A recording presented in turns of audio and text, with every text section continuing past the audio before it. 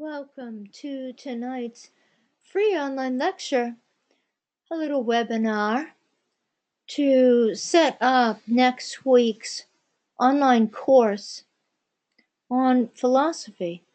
But this is no dry philosophy class. None of these classes and the modules that we've been doing on the spiritual path have been dry.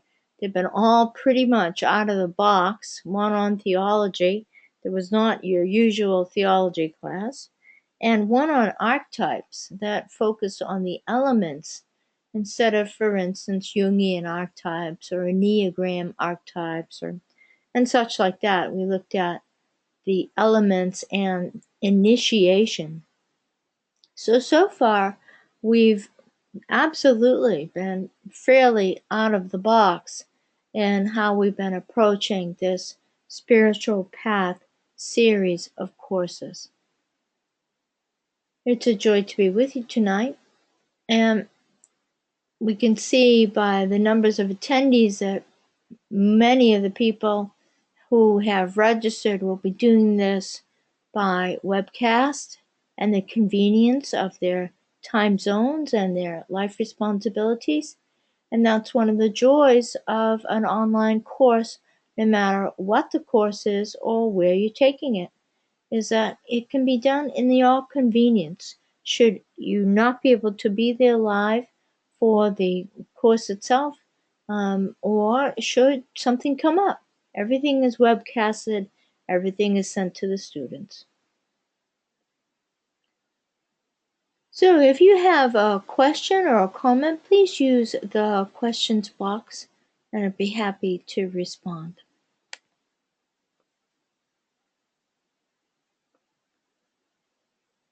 Essentially, the spiritual path is an ongoing embodying and demonstration of truth.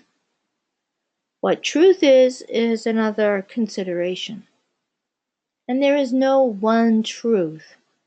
There are great truths, and they have been uttered by many people, embodied by even more, and every single person who is alive today is living according to some personal philosophy, as well as is within the rubric of their culture, their nation, possibly their religious traditions, their family set of rules and regulations, which have their various underpinnings of truth.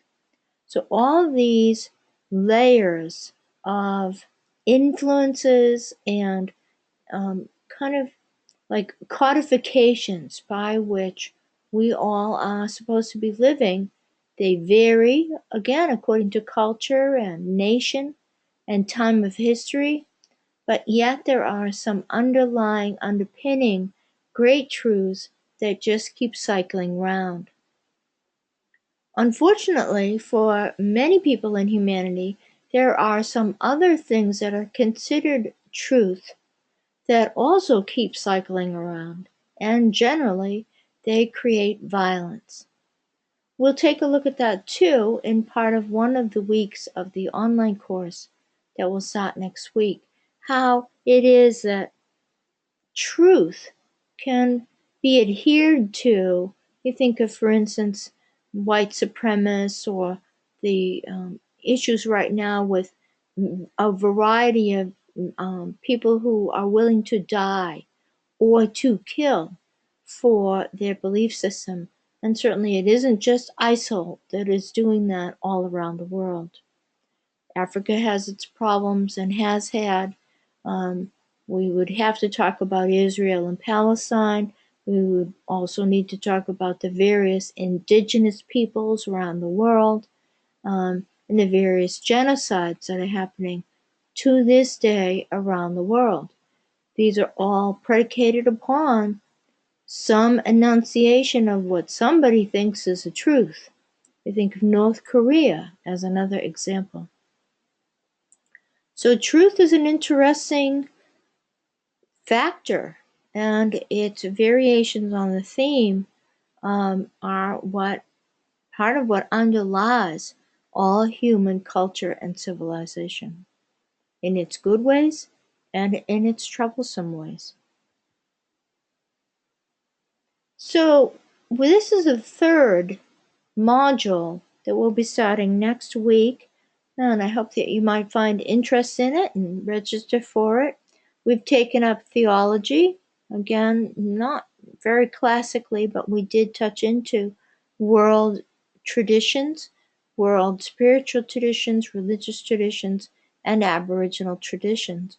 And then we looked at what here is called humanity, but we looked at it from the point of view of initiation, and initiation as an ongoing, um, again, embodiment process.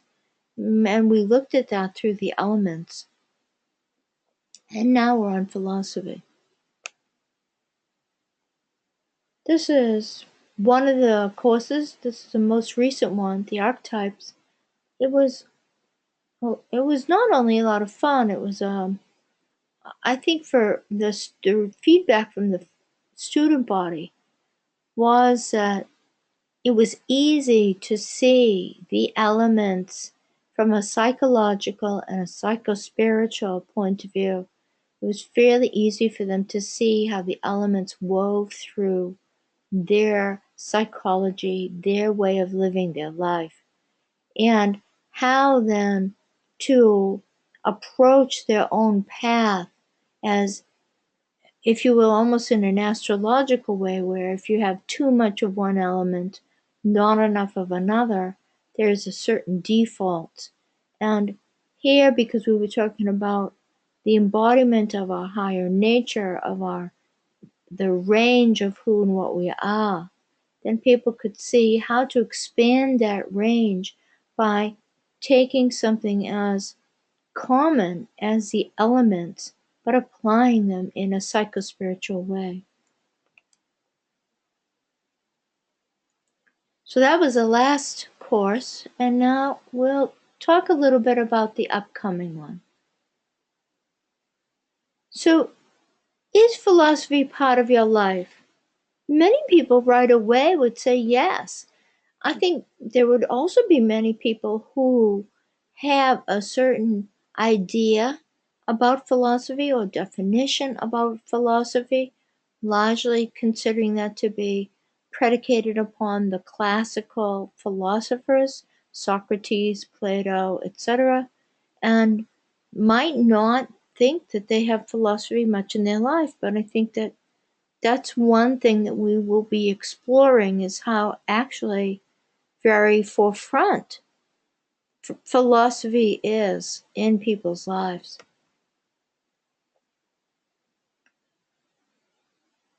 This is a philosophical statement.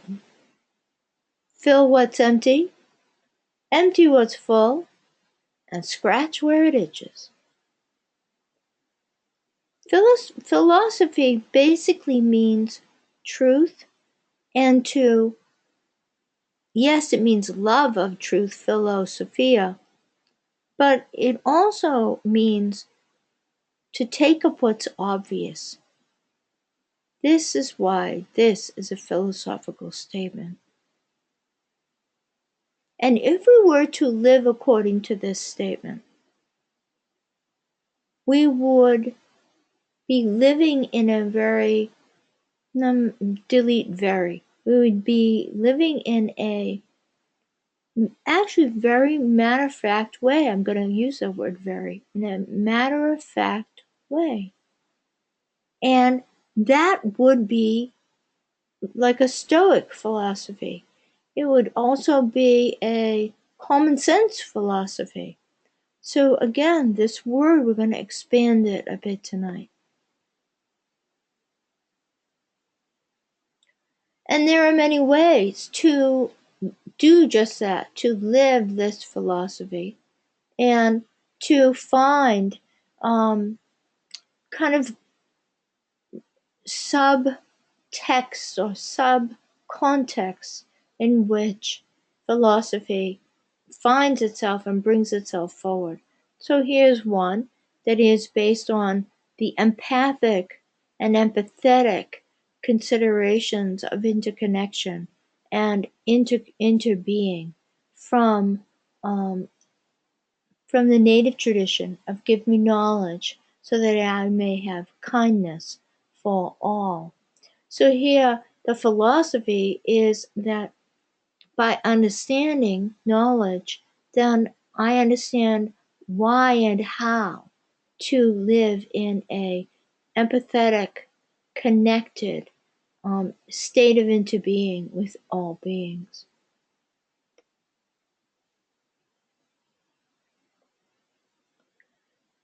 Truth is obvious, and so we have the the golden rule.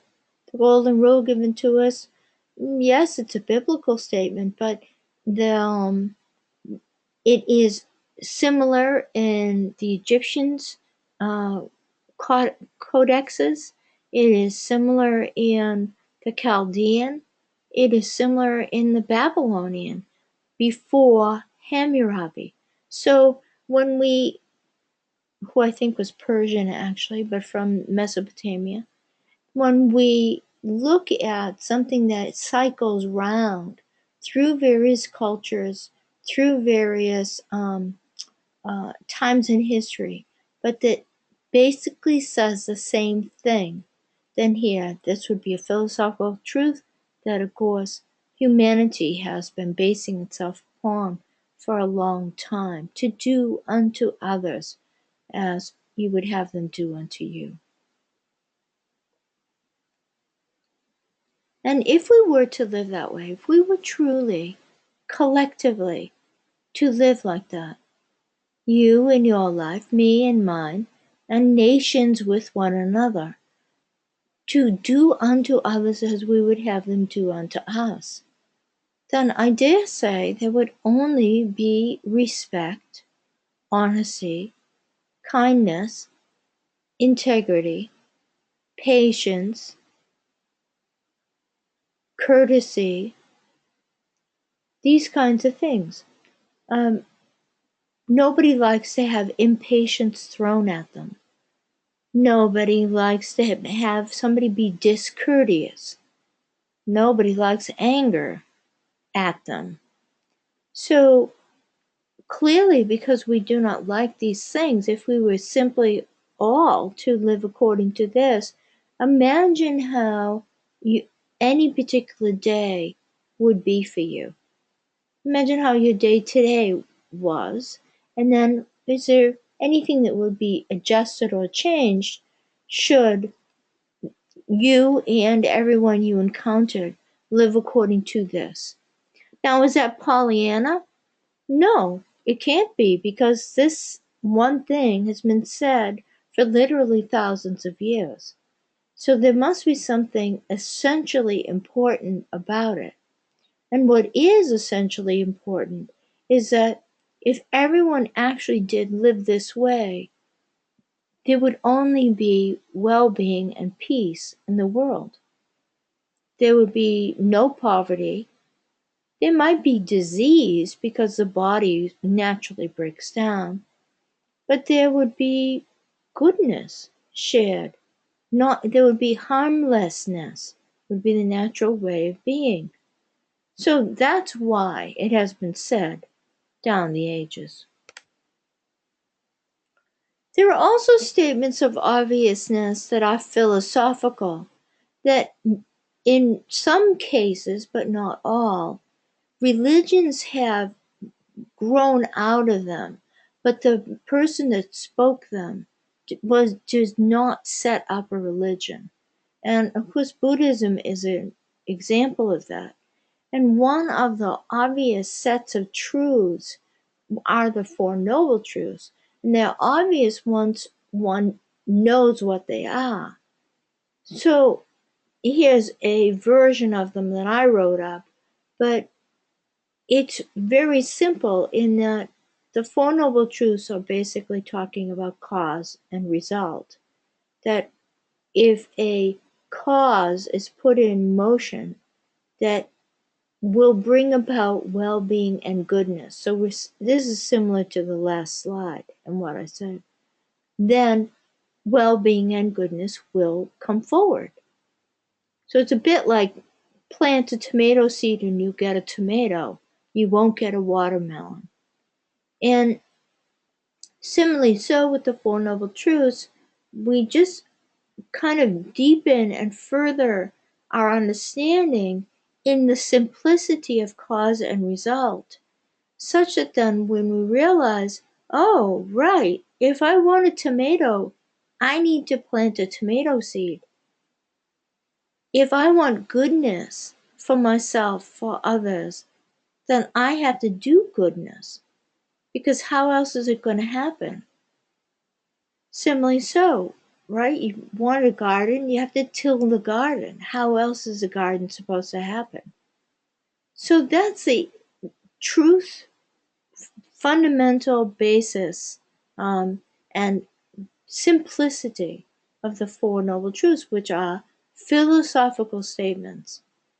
And then out of that came the whole Buddhist philosophy, which is quite robust and full, Buddhist science, Buddhist meditation, and also Buddhist religion for the monks and the nuns.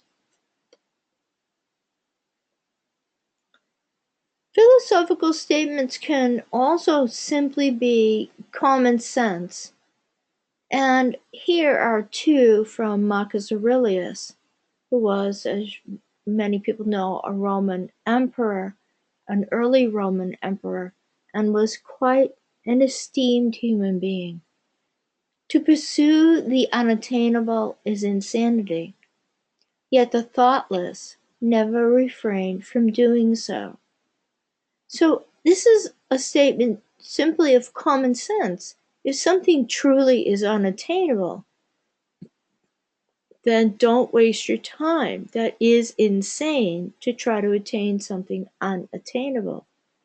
Now, one has to evaluate, of course, is something actually unattainable? Is it impossible?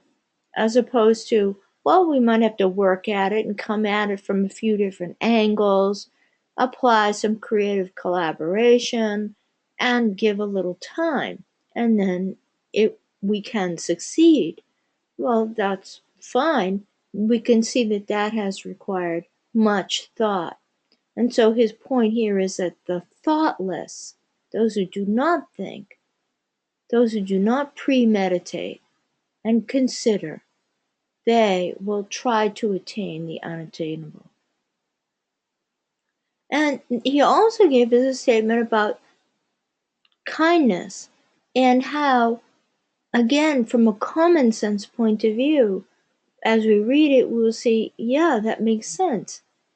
Teach them better if you can. In other words, teach another person how to do something better, how to live a better life, how to be a better human being.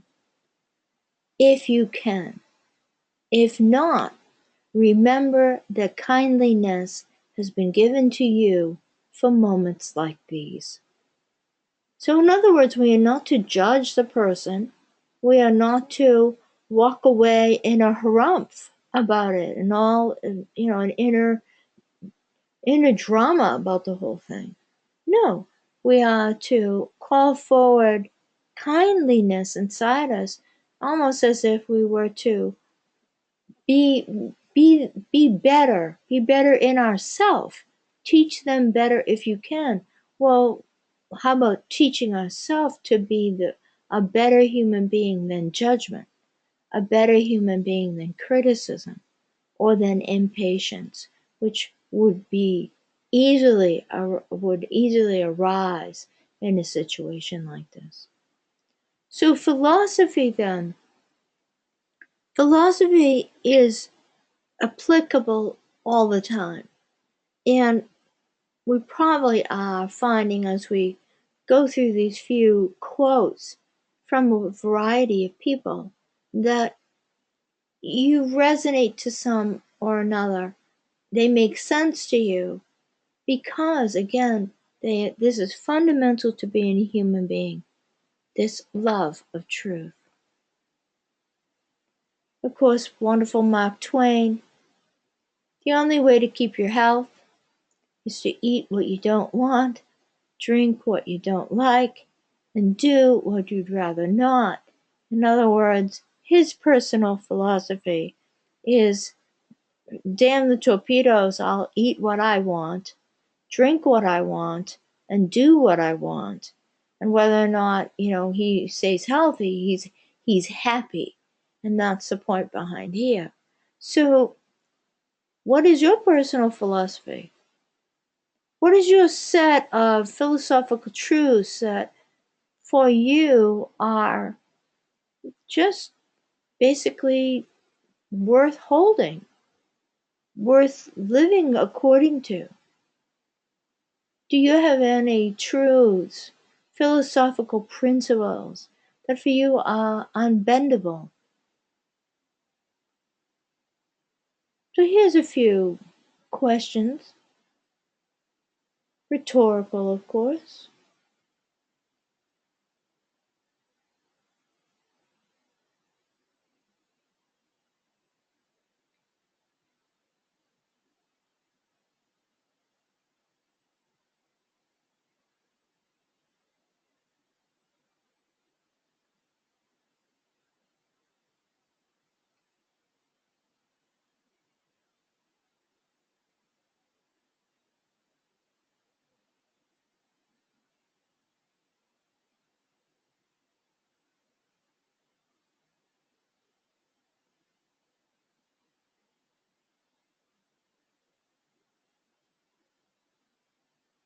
Of course, in the online 5 weeks that we will spend on this, um, spend exploring it, I should say. There's always contemplative homework that is completely optional.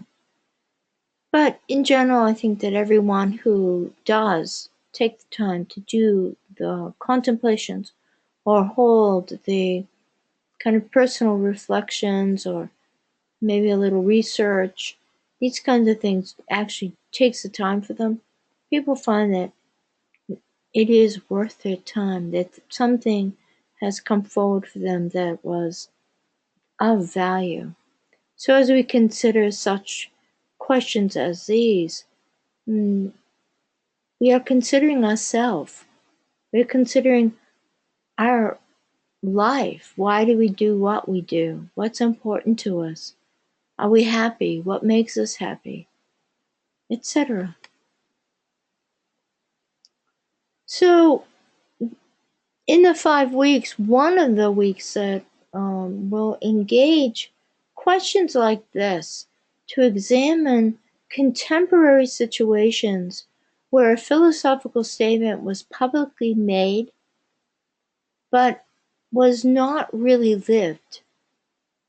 And I find this example of Steve Jobs and the Think Different campaign, upon which Apple was, really not founded. Apple existed before this slogan, but this was huge in its time and huge for easily over 10 years.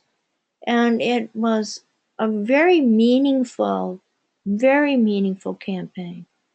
And I think that to this day, anyone who owns a Mac anything, or an Apple anything, considers themselves to think differently and that it's important to own that Apple product as opposed to own a PC or a Samsung or whatever it might be of your smartphone.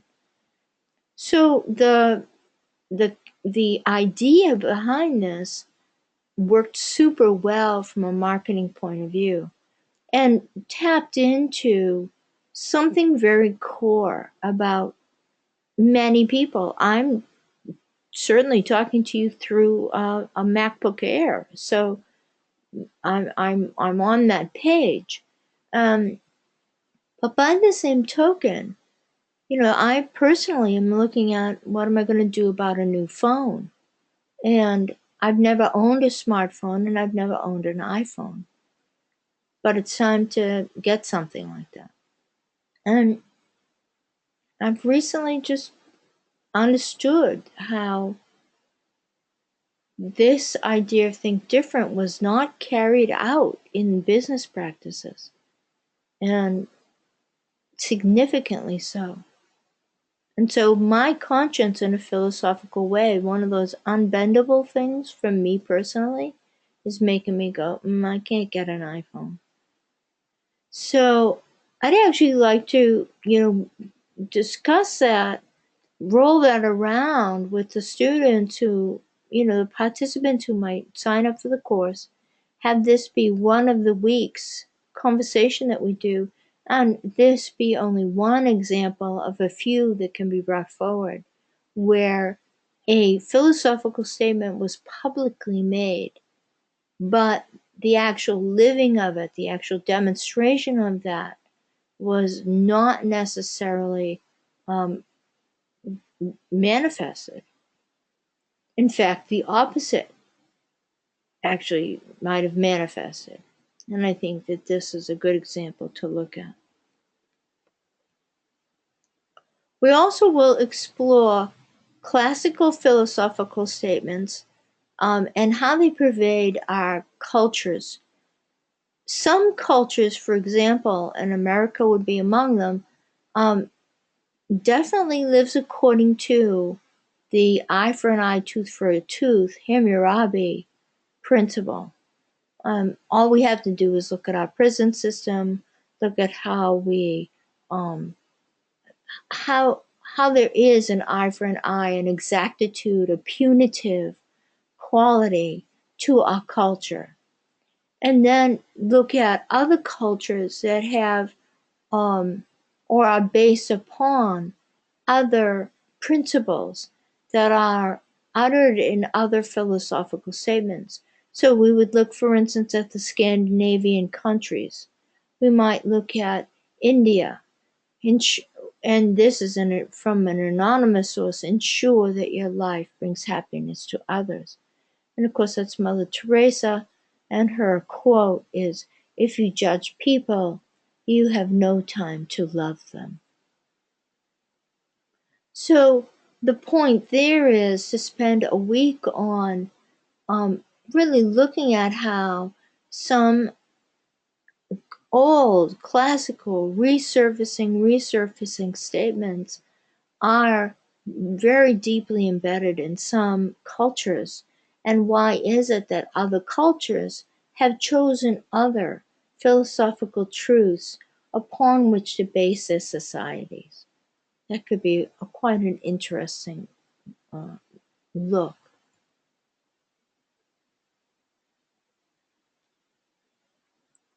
At essence, the spiritual path itself, no matter whether we are living that philosophically, agnostically, atheistically, we're still on a spiritual path. Even the atheist is on a spiritual path, whether or not they call it that. We are all living according to understandings and revelations, and then the integration of those understandings or revelations. Those can come from a wide variety of sources, internal or external. Yet all of them, if we have come to an understanding of something, that is a truth. It might be a lowercase t truth or a capital T truth, but as we come to understand something and then feel the need to integrate it into our life, we do so because there is an innate human need to live according to Sophia, to truth, and to create a life that fundamentally is lived according to principle. So that's philosophy. And as we look at that within ourselves, look at the wide variety of ways that that is all around us now, all the time, and always has been, then what we are actually looking at and discovering is how different points of the path, and that will be, kind of like we did with the earth, water, fire, and air in the last archetype series. We will look at how, let's say, the truth of Hammurabi's code, an eye for an eye, a tooth for a tooth. Well, maybe that's a certain part of the path. What if understanding cause and result is a part of the path? What if understanding interconnectedness, interdependence, is an aspect of understanding a principle of the path? And so that's one of the things I'd like to explore with everyone as well. Because those will determine why different people have different principles of conduct. You see, and that has to do with our path. Where are we on the path? Not from a judgment point of view, but that actually helps us just understand the full breadth and scope of the spiritual path and of humanity as it proceeds along it. And my hope is that we will discover for ourselves in what ways are we walking our path? In what ways are we tripping over ourselves with our path? And how can we, should we want to, be more effective in our walk, in our spiritual path? We will also, probably in the last week of the last session of the course, there are five sessions. Look at who are some current philosophers. Who might you suggest as some current philosophers? And what are they saying? What are they bringing forward? How are they saying it? Is it actually fundamentally the same truths that we've heard before, but new words, new languaging? I think that we'll find that more than we will find brand new truths. And some of the people that are bringing forward the newer philosophies or the new word forms of them, are some of them the young ones? I think we'll find that too. And lastly is our world situation. The fact is that we're in a changing time. We're in a very, it's just changing. Lots of things are changing fast. So is a paradigm shift bringing forward a philosophical trajectory to humanity. Again, are certain things coming forward that now we are ready to hear, now we are ready to embody.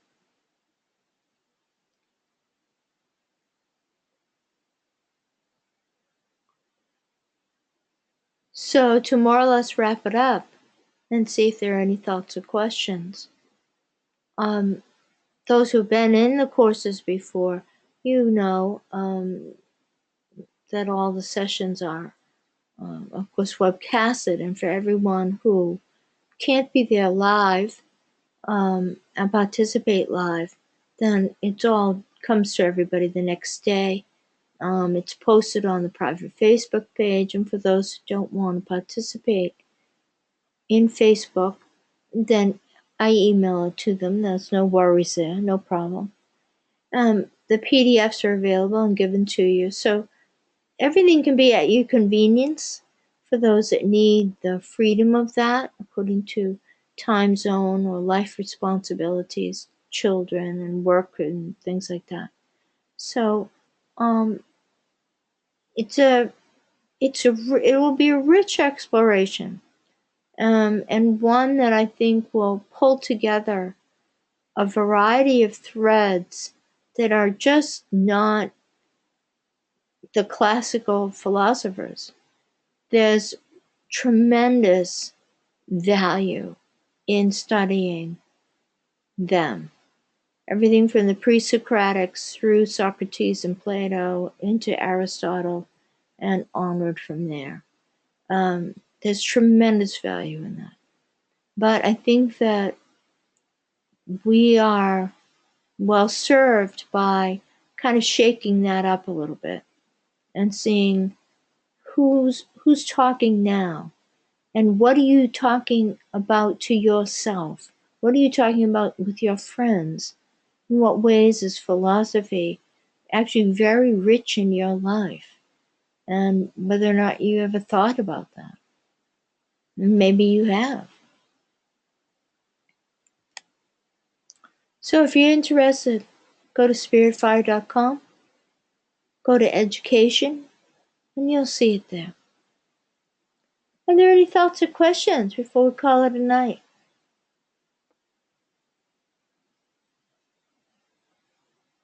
And while I wait a moment to see, I want to thank the artists who have used a couple of their pieces of artwork.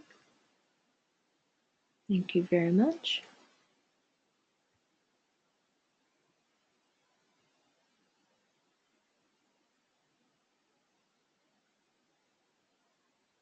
I'll just wait a minute because I know it takes a moment to type, if anybody is.